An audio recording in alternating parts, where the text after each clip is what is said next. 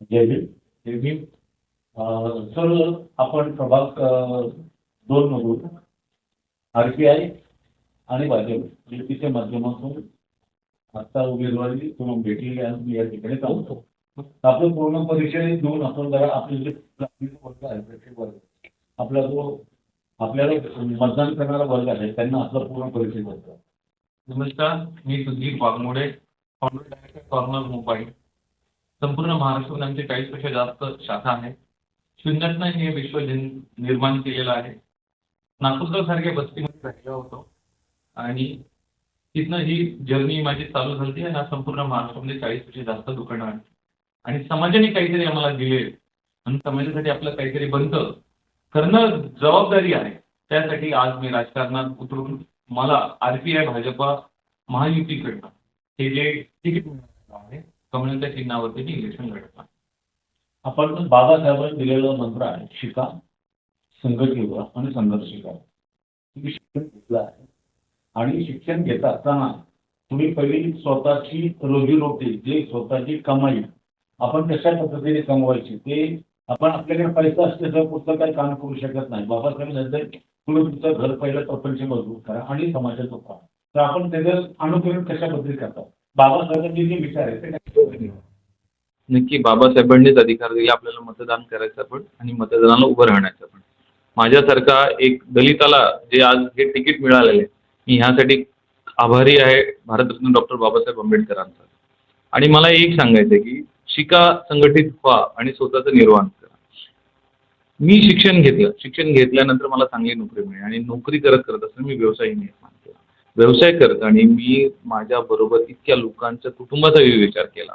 आज माझ्याकडे 350 पेक्षा जास्त लोक आहेत आणि ते माझ्या मुळून नाही म्हणता येणार पण त्यांच्यासाठी कुठं ना कुठं माझ्या मुळून रोजगार निर्मिती झाली आणि आज त्यांचे कुटुंब चालत आहे.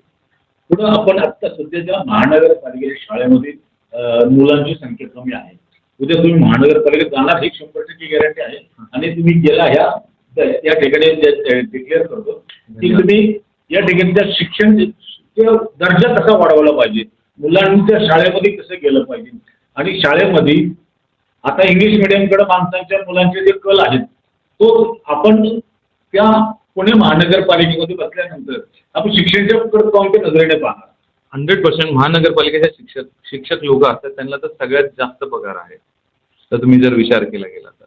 पण तिथं विद्यार्थी नाही. का नाही आहेत? कारण की तिथल्या दर्जा जो आहे तो तितका लेवलचा नाही. आज जर आहे ना महानगरपालिकेच्या शाळेत जर विद्यार्थ्यांना टाकायचं असेल तर पालक टाकत नाही कारण की त्यांना भीती असते की माझ्या मुलाला नीट शिक्षण मिळेल का. आणि जर आज आपण तुम्ही मागील 5 वर्षामध्ये किंवा 10 वर्षामध्ये विचार केला असेल तर आपल्या प्रभागामध्ये कुठलीच नवीन महानगरपालिकेची शाळा चालू नाही झाली. पण तुम्ही छोट्या छोट्या इंटरनॅशनल स्कूल झाल्या, BR झाली, कितीतरी इंटरनॅशनल स्कूल ओपन झालेले आहेत. आणि शिक्षणाचा दर्जा तर हा वाढवणं गरजेचं आहे कारण की आज डिजिटलायझेशन झालेलं आहे. ज्यावेळी डिजिटलायझेशन आहे तर ज्यावेळी आपण विद्यार्थ्यांना ऑनलाईन मार्फत किंवा डिजिटल बोर्ड्सच्या मार्फत विद्यार्थ्यांना नॉलेज तर डेफिनेटली मुलं उत्साहाने शाळेत येतात. आणि त्याच्यापेक्षाही सांगतो की आज अडचण काय महानगरपालिकेच्या शाळेमध्ये वस्ती लेवलची मुलं आहेत पण वस्ती लेवलमधल्या मुलांना शिक्षणाचं महत्त्व समजणं गरजेचं आहे. त्यासाठी आपल्याला काय करणार. नक्कीच सांगतो मी ज्या वस्ती लेवलला जे समाज मंदिर आहे त्या समाज मंदिरामध्ये शिक्षणाचं महत्त्व समजवण्यासाठी मी शिबिर घेणार किंवा शिबिर म्हणण्यापेक्षा आपण सेशन्स घेणार जिथनं मुलांना समजवलं जाईल. आज काय माहिती आहे का सुरुवातच आहे ना अंगणवाडीत नाही, प्रत्येक वस्तीमध्ये अंगणवाडी पण अंगणवाडीची कंडिशन काय आहे बघा. तुम्ही अंगणवाडीमध्ये ॲडमिशन घ्या, तुम्हाला दाखला मिळत नाही, तुम्हाला पहिलीच ॲडमिशन द्यायला ते कुठलंच दाखला देत नाही. बरं तिथं मार्काची इव्हॅल्युएशन नाही ते फक्त म्हणतात आम्ही 5 years मुलांच्या नॉलेज वाढवतो. अरे पण तुम्ही तिथं शिक्षणाचं पण त्यांना मार्किंग करा. बरं त्यांना कुठला तरी एक तरी दाखला द्या ना की तुम्ही पुढे ॲडमिशनला जाचाल. सुरुवातच अंगणवाडीची जर बरोबर नसेल तर कसं तुम्ही प्राथमिक शाळा किंवा उच्च शाळामध्ये शिक्षणाला महत्त्व मिळेल. आणि वस्ती लेवलला काय होतं कमी वयातच मुलं नोकरीकडे प्रभावित होतात आणि नोकरी जॉईन करायचा प्रयत्न करतात. त्या गोष्टीला थांबवणं गरजेचं आहे.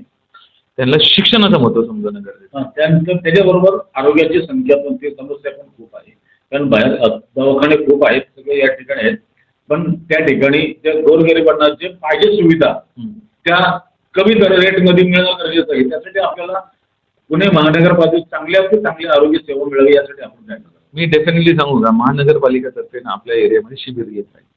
शिबिरांच्या मार्फत लोकांना मोफत औषधं मिळतात. तुमच्या घरपोच जसे आपण एक गाडी बनवल्यानंतर महानगरपालिकेचे डॉक्टर्स आणि ते येतात आणि वस्ती लेवलला आल्यानंतर ते तुमच्या टेस्टिंग होतात, ब्लड टेस्ट असू किंवा तुमचं BP असेल, शुगर असेल, आणि तिथल्या तिथं तुम्हाला गोळ्या जातात, गोळ्या किंवा औषधे दिले जातात. किंवा आपण CSR मार्फत पण कसं एखादी आपण मेडिकल व्हॅन बनवून ती वस्ती लेवलवरती फिरवत राहू आणि लोकांना बाहेर जायच्या ऐवजी वस्तीतच दवाखाना अवेलेबल. जसं आज आपण दिल्लीमध्ये बघितलंय की दवाखाना तुमच्या दरवाज्यात, तशी कन्सेप्ट आपण आणणार ना, नक्की आणणार. कारण की मला आहे ना माहिती आहे आज आपल्या प्रभागात काही कुठं चांगलं हॉस्पिटल आहे सांगा. महानगरपालिकेचं आपल्या प्रभागापासून रोड प्रभाग क्रमांक 6 मध्ये जाऊन एरोड्यामध्ये महानगरपालिकेचं पुण्यातलं सगळ्यात मोठं हॉस्पिटल, पण त्याची अवस्था बघा. तुम्ही जावा, फक्त मेमो देतात. कुठली टेस्ट असेल मेमो घ्या, घेऊन जायचं ससूनला ऑलरेडी 300-400 लोक लाईनीत उभे असतात. ही दुरावस्था आहे आणि ह्याच्यावरती कुणीच लक्ष नाही दिलं. फक्त काय होतं, प्रशासन बिल्डिंग बांधतं, पण बिल्डिंग बांधल्यानंतर त्याचे डेव्हलपमेंटचं काय, त्याचं पुढचं प्लॅनिंगचं काय, ह्या गोष्टीचा विचार करणं गरजेचं आहे. आज गार्डन्स बघा, गार्डनचं बजेट असतात, गार्डन बांधतात आणि नंतर गार्डनची देखभाल करण्यासाठी काय आहे. आज जर तुम्ही कितीतरी गार्डन बघा, तिथं कारंजे बंद आहेत, तिथं वॉटर फाउंटन बंद आहेत, घसरगुंडी तुटलेल्या आहेत, मुलांसाठी खेळायला ते काय ऑप्शन नाही. तुमचा पुढचा अजेंडा काय? मी तुम्हाला एकच सांगतो सर, मी सर्वांगीण विकास करणार. 360 डिग्री मी विद्यार्थ्यांचा विकास करणार. फक्त शिक्षण नाही, शिक्षण, कला, क्रीडा तिन्ही गोष्टीचा संगम करून मी एक पॅकेज बनवणार, ज्यात मुलांना शिक्षणाचं महत्त्व समजावणार आणि त्यांना शिक्षणाकडे नेणार. कारण की ना तुम्हाला जर विचार केला गेला तर वस्ती लेवलवरूनच मुलं घडतात. मोठे मोठे क्रिकेटर बघा वस्तीत राहिला असतात, मोठे रॅपर बघा वस्तीत राहिला असतात. सनी फुलमालेसारखा खेळाडू होता, तो तर एका पालावरती राहिला होतो. आज काय एशियन गेममध्ये भारतासाठी गोल्ड मेडल आणलं नाही. वस्ती लेवलवरती लोकांना समजलं, मग कसं ते व्यसनाकडे जाणारच नाही. आणि जेवढे पण व्यसनाचे धंदे आहेत वस्ती लेवल, ते सगळे बंद करायचं माझं काम राहील. आणि छोट्या चौक्या असो किंवा छोटे चेकपॉईंट असेल वस्ती लेवलवरती मी आणण्याचा प्रयत्न. गुन्हेगारी क्षेत्र खूप वाढलेलं आहे आपल्या वस्ती लेवलवर.